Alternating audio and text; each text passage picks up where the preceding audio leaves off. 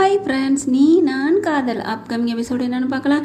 இங்கே அப்படியே முரளி போட்ட திட்டம் அப்படியே பழிக்குது. பார்த்தீங்கன்னா ஆட்கள் போலீஸ்கள் வந்து அள்ளிக்கிட்டு போக வந்துடுறாங்க. என்ன இந்த மாதிரி உங்கள் கம்பெனியில் வந்து பயங்கரமான ஒரு யாருக்கும் தெரியாத ஒரு போதைப் பொருள் அது ஒரு வந்து தடை செய்யப்பட்ட பொருளை வச்சு நீங்கள் அதிலே தச்சு நீங்கள் விற்கிறதா எங்களுக்கு தகவல் வந்திருக்கு அப்படின்னு வந்துடுறாங்க. பார்த்தா முதல்ல அங்கே தான் போகிறாங்க கம்பெனிக்கு. அங்கே ஆகாஷ் மட்டும் வேலை பார்த்துட்ருக்காங்க. தடபுடலாக வேலை செஞ்சுட்ருக்காங்க. பாவம், அவ்வளோ வேலையை முடிச்சு கொடுக்கணுமே அப்படின்ட்டு வேகமாக வேலையை பார்க்குறாங்க. பார்த்தீங்கன்னா போலீஸ் அங்கே போயிடுது. போன கையோடு அங்கேருந்து என்ன பண்ணுறாங்க, அவங்களோட எம்டி யார் அப்படின்னு கேட்குறாங்க. வசு குரூப் ஆஃப் கம்பெனி எம்டிஆர்னு பார்த்தா அது ராகவ். அதனால் அவரை நாங்கள் கைது பண்ணணும் அப்படிங்கிறாங்க. ஆகாஷ் வேறு வழியே இல்லாமல் நான் தாங்க பண்ணேன் அப்படின்னு சொல்லிட்டு எவ்வளவோ போலீஸ்கிட்ட கெஞ்சி பார்க்குறாங்க. ஆனால் அவங்களாம் அதெல்லாம் முடியவே முடியாது அப்படின்னு சொல்லிட்டு நாங்கள் எப்படிங்க உங்களை அரெஸ்ட் பண்ண முடியும் அப்படி சொல்லி இங்கே வீட்டுக்கு அட்ரஸ் கேட்டுட்டு இங்கே வர்றாங்க. வந்த கையோட போலீஸை பார்த்தோன்னே எல்லாரும் அள்ளு விடுது. ஆனால் முரளி மட்டும் வாங்க மச்சான் வாங்க வந்துட்டீங்களாடா, வந்து அள்ளிட்டு போங்கடா. இவங்கள சந்தோஷமாக இருக்க கொடுக்க விடக்கூடாது. என்ன நினச்சிட்டு இருக்காங்க, என்ன வெறுப்பேற்றுருக்குன்னே அப்படியே பொண்டாட்டியும் புருஷனும் கொஞ்சம் கொலாவுறாங்க. அபி உனக்கு இருக்கு அபி, இப்போ என்ன பண்ணுவேன், அவன் முள்ளுக்குள்ளே போயிடுவான், அப்புறம் நீ தனி மரமாயிருவ, உன்னை என் வழிக்கு கொண்டு வந்துடுவேண்டி அப்படின்னு நினச்சிட்டு இருக்காங்க.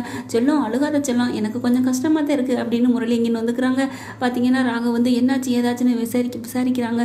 உடனே முரளி இங்கே வந்த போலீஸ் சொல்கிறாங்க, இந்த மாதிரி நீங்கள் வச்சு பண்ணுறீங்க எல்லாம் நாங்கள் கைது பண்ணுறோம் அப்படிங்களா. நாங்கள் அந்த மாதிரி அந்த யூனிட்டில் நாங்கள் தொழிலே நான் பண்ணலைங்க, எந்த ஒரு இதுவும் தைக்கிறதும் இல்லை, எந்த இதுவுமே பண்ணலை, அங்கே சும்மா தான் இருக்குது அந்த 3வது யூனிட் அப்படிங்கிறாங்க ராகவ். அப்படின்னு சொன்ன உடனே அங்கே ஆகாஷ் இருந்துட்டு, இல்லை ராகவ் அந்த இது நடந்துச்சு தான், வேலை நடந்துக்கிட்டு தான் இருக்குது, யார் பார்க்குறது, நான் தான் ஒரு இதை எடுத்து நான் பார்க்குறேன், அதையே நீ எடுத்த, நான் தான் வேணும்னு சொன்னேனே அப்படின்னு ராகவ் சொல்ல, சாரி ராகவ் நான் தான் உனக்கு சஸ்பென்ஸாக இருக்கட்டுமே சர்ப்ரைஸாக இருக்கட்டும் அப்படின்னு நம்ம முடிச்சு கொடுப்போம், சும்மா தானே இருக்குது அப்படின்னு பண்ணிவிட்டேன், என்னை மன்னிச்சிடு ராகவ் அப்படிங்கல. என்ன ஆகாஷ் ஏன் இப்படி பண்ணீங்க அப்படின்னு சொல்லி படியே பதட்டத்தோடு கத்துறாங்க. அப்புறம் போலீஸ் இருந்துட்டு, அதெல்லாம் முடியாதுங்க, உங்களை நாங்கள் கைது பண்ணியே தீரணும் அப்படிங்கிறாங்க.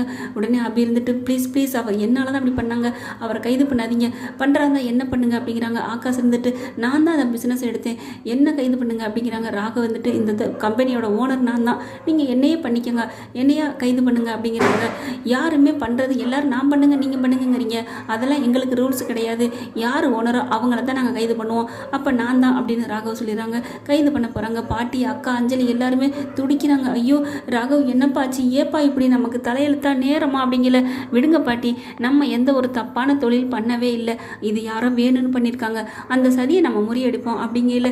அப்படியே வேனில் ஏற்றுறாங்க. கைது பண்ணிவிட்டு இங்கே அபி அழுது புலம்புற பார்த்து முரளி, ஐயோ என்ன செல்லம், நீ அழுகாத செல்லம், நீ உன்னை நான் பத்திரமா பார்த்துக்கிறேன், அவன் போகட்டும், அவனுக்கு குறைஞ்சபட்சம் எப்படி 7-10 வருஷம் அங்கே கண்டிப்பாக தண்டனை கிடைக்கும், நீ அது வரைக்கும் தனிமையெல்லாம் இருப்பேன்னு நினைக்காத, நான் இருக்கேன் செல்லம், உன் மாமா இருக்கேன் அப்படின்னு மனசு கடந்து துடிக்குது. முரளிக்கு பயங்கரமான கேடி வில்ல வேலை பார்த்துட்டு அந்த மாதிரி இப்படி பயங்கரமாக ஜம்மம் கட்டிகிட்டு இருக்காங்க. சுந்தரி பார்த்துக்கிறாங்க எப்படி இது அப்படின்ட்டு. ஆனால் சுந்தரிட்டு இதை சொல்லலை, சொன்னோம்னா ஏதாவது சொல்லிடுவா அப்படின்ட்டு பேசாமல் நிற்கிறாங்க. முரளி ராகவை கைது பண்ணி வண்டியில் ஏற்றிட்டு போகிறாங்க. போகையில் அபி பின்னாடி ஓடுறாங்க. ஐயோ அவரை விட்டுருங்க, அவர் மேலே எந்த தப்பு இல்லை, நான் தான் பண்ணேன், நான் தான் அதை எடுத்து ஆடுறேன் அப்படின்னு சொல்லிட்டு பின்னாடி அபி ஓடி வர்றாங்க. ஓடி வரையில் அப்படி தடுக்கி விழுகிறாங்க. பார்த்தீங்கன்னா ராகவ் அப்படியே வண்டியில் ஏறுறதுக்கு முன்னாடி கீழே விழுகிறத பார்த்துட்டு, அபி என்னாச்சு உனக்கு அப்படின்னு பதறி அடிச்சுட்டு ஓடி வர்றாங்க.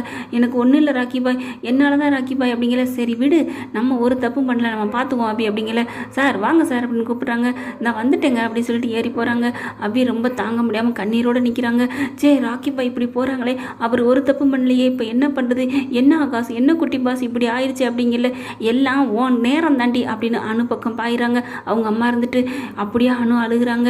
அம்மா அணு என்னம்மா பண்ணாங்க, ஆமாம் இவ வந்த ராசி தான், கெட்ட நேரம் தான், இங்கே பாரு எல்லாரையும் ஆட்டி படைக்குது, இந்த மாதிரி ஏதாவது ஒரு பிளாக் மார்க் வந்திருக்குமா, ராகவ் இத்தனை வருஷமாக கம்பெனி நடத்திட்டு இருக்கான், ஏன் நீ தான் பண்ணிட்டு இருக்க, ஏதாவது ஆச்சா, இப்போ சொல்லு ஆகாஷ், நான் சொன்னது சரிதானே, அம்மா நீங்கள் சும்மா இருங்கம்மா, அதை எடுத்து நடத்துனது நான் நடத்துனதுக்கும் ராகவும் என்னம்மா இருக்குது அப்படிங்கல. சரிடா, நீ இப்போ எடுத்து எத்தனையோ நாள் நடத்திருக்க பண்ணியிருக்கிற, உனக்கு இந்த மாதிரி கெட்ட பேர் வந்திருக்கா, அதுக்கு யார் காரணம், இப்போ உன் பொண்டாட்டி தானே, அவளோட கெட்ட ராசி தான், நீ இனிமேல் இந்த வீட்டில் ஒரு நிமிஷம் கூட இருக்கக்கூடாது, கிளம்பி போடி அப்படிங்கல. அம்மா என்னம்மா ஏன் பொண்டாட்டி ஏம்மா வெளியில் அனுப்புகிற அப்படிங்கல. பின்ன என் பிள்ளையே போயிட்டாண்டி, அவன் மேலே நான் உயிரே வச்சுருந்தேன், அவன் ராகவ் இல்லாத இந்த வீட்டில் நீங்கள் 2 பேருமே இருக்கக்கூடாது போங்கடி அப்படின்னு சொல்லி வெளியில் அனுப்புகிறாங்க. பார்த்தா பாட்டி இருந்துட்டு, என்ன சுந்தரி என்ன நினச்சிட்டு இருக்க, அவங்க வெளியில் போயிட்டா அவன் வந்துடுவானா அப்படிங்கல. என் ராகவ் உள்ளர வச்ச இவளுக்கு இருக்கக்கூடாது. இவங்க எங்கே உள்ளர வச்சாங்க, அவங்க யாரோ வேணுங்கன்னு வச்சுருக்காங்க, அதை யார் வச்சதுன்னு கண்டுபிடிப்போம் அப்படிங்கிறாங்க. பாட்டி கரெக்டாக பாயிண்டை பிடிக்கிறாளே அப்படின்னு முரளி முணங்குறாங்க. அங்கே பார்த்தீங்கன்னா அழுது தீக்குறாங்க. அஞ்சலி இருந்துட்டு என் தம்பியை வெளியில் கொண்டு வர பார்ப்போம், டே ஆகாஷ் முதல்ல வக்கீலுக்கு ஃபோனை போடுற அப்படிங்கிறாங்க. சரின்னு சொல்லிட்டு ஃபோனை போடுறாங்க. போடுங்க எப்படி நல்லா போடுங்க அப்படிங்கல. இந்த மாமாவே இருக்காரு, ஏங்க உங்களுக்கு தெரியாதா, நீங்கள் எவ்வளோ பெரிய கேஸெல்லாம் வாதாடி உடச்சிருக்கீங்க, என் தம்பிக்காக நீங்கள் வாதாட மாட்டீங்களா? நான் வாதாடுவேன் அம்மம்மா, நான் ஒன்றும் சொல்லலையே, நான் இந்த ஐயோ என் மாப்பிள்ளையை கூட்டிகிட்டு போயிட்டாலே அப்படின்னு அதுக்கப்புறமா தான் ஆக்டிங்கை போடுறாங்க. என்னங்க நீ பேசாமல் இது வரைக்கும் இருக்கீங்க? ஐயோ இல்லை, நான் அதிர்ச்சியில் அப்படியே உறைஞ்சு போயிட்டேன், நான் இப்போவே நான் போயிட்டு என்னோட தெரிஞ்சவங்களுக்குலாம் நான் டிசிஷன் முடிவு பண்ணிட்டு வர்றேன் அப்படி இப்படின்னு அப்படியே நடிக்கிறாங்க. முரளி அபி பார்க்குறாங்க, என்ன இவன் அப்படியே ஒன்றும் தெரியாத மாதிரி இந்நேரம் வரைக்கும் இருந்தான், இப்போ என்னமோ டிசிஷன் எடுக்கிறேங்கிறான், அப்படியே ஆடுறான் வைக்கிறான், இவன் தான் ஏதோ பண்ணியிருப்பானோ அப்படின்னு நினச்சிட்டு இவனை முதல்ல வாட்ச் பண்ணணும், இவனை வாட்ச் பண்ணால் எல்லா உண்மையும் தெரிஞ்சிடும் அப்படின்ட்டு அபி பயங்கரமாக திட்டம் போடுறாங்க. எப்படி இவனை எடுக்கிறது, எப்படி இவன்ட்ட நயந்து பேசுவோமா, என்ன பேசி எப்படியாவது இவன்ட்டு உண்மையை வர வைக்கணுமே அப்படின்னு பிளான் போட ஆரம்பிச்சிட்டாங்க அபி. ஓகே ஃப்ரெண்ட்ஸ், இப்படி தான் போகலாம். உங்கள் பொண்ணான கையில் லைக்கை போட்டு சப்ஸ்கிரைப் பண்ணிடுங்க. Thank you friends.